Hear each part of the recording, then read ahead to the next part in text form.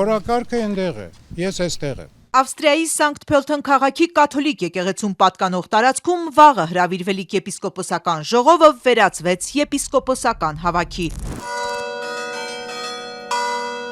Ժողով լինել չի կարող, որովհետև եկեղեցու կանոնական, դավանաբանական որոշումներ ընդունող այս մարմինը գլխավորում է ամենայն հայոց կաթողիկոսը, իսկ նա շաբաթ օրը մեղադրյալ դարձավ երկրից բացակայելու արգելքով։ Հավաքը քննարկումներ է անում, խորհրդակցություններ է անում եւ հավաքը կարող է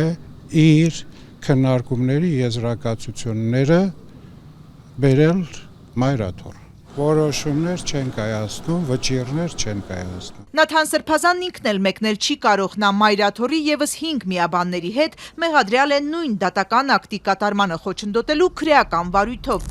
որ Մասյացոտնի թեմի առաջնորդի պաշտոնից հեռացված ու կարգալույց հռչակված Գևորգ եպիսկոպոսին է վերաբերում։ Նա Փաշինյանի հակակաթողիկոսական արշավին միացած սրբազաններից է, դատարանում վիճարկել էր իրեն պաշտոնից հեռացնելու մայրաթորի վճիռը։ Դատարանը վերականգնելու որոշում էր կայացրել։ Էջմիածինը սակայն նրան ոչ միայն չվերականգնեց, այլև կարգալույց հռչակեց, հիմնավորելով աշխարհիկ դատարանի գործը չէ թեմի առաջնորդի աթոռի հարցը։ Այս պահին հայաստանյան եպիսկոպոսների մեծ մասը մեղադրյալ է,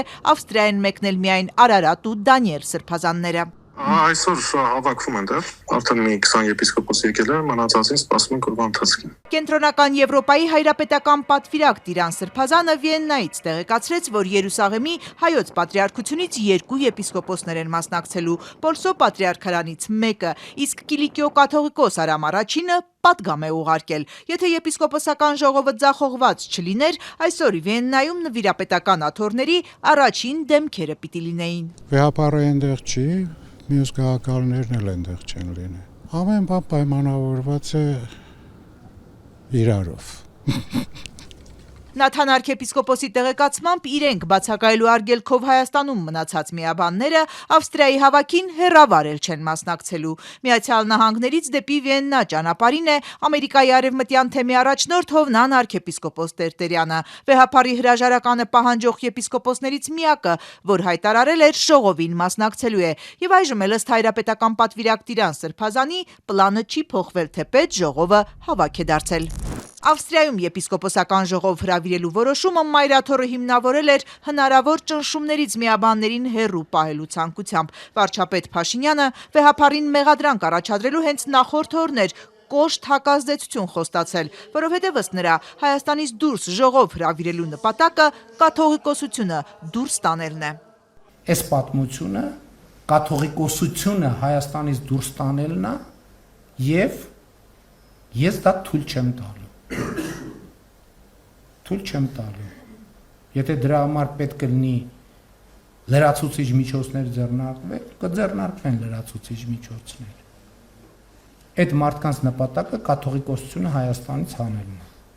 Էջմիածնի գանձերի հետ միասին։ Մենք դա թույլ չենք տալու։ 1441-ից երբ վերստին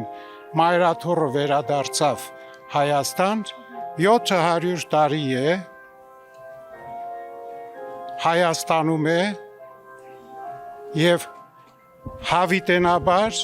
մայրաթորը լինելու է Հայաստանում։ Նաթան arքեպիսկոպոսը ցնորամտություն է որակում այն, որ Հայաստանից դուրս ժողով հրավիրել չէին կարող, աթոռը տեղափոխելու վերաբերյալ մտքերը Բուլգակովի ու Մարկեսի գրչին արժանի։ Վարչապետ Փաշինյանը որևէ փաստ չէր ներկայացրել, որ էջմիածնականները կաթողիկոսական գահը տեղափոխելու միտք ունեն, իսկ փաստեր ընդհանրապես կան, լրագրողի հարցի պատասխան իշխող թիմից Արթուր Հովանիսյանը վստահեցրեց, եթե ասել է, ուրեմն կան։ Կան հիմնավորումներ, այն էլ ինչ հիմնավորումներ կան, եւ դրա մասին պատեհ պահին բոլորդ կիմանան։ Եպիսկոպոսատ ժողովը տապալված է ամենայն հայոց կաթողիկոսը մեղադրյալ, քննչական հարցաքննության հրավիրվել է։ Ոչ, իրենք են եկել։ Կեսօրին Գարեգին երկրորդը վեհարանի բակում էր, բայց դարպասներին չմոտեցավ։ Այսօր մեծ պահքն է սկսվում։ Վեհապարը ջերմեռանդ աղոթելու, կենցաղում չափավոր լինելու ու մեր նմանի հանդեպ ներողամիտ լինելու ուղերձ է հղել։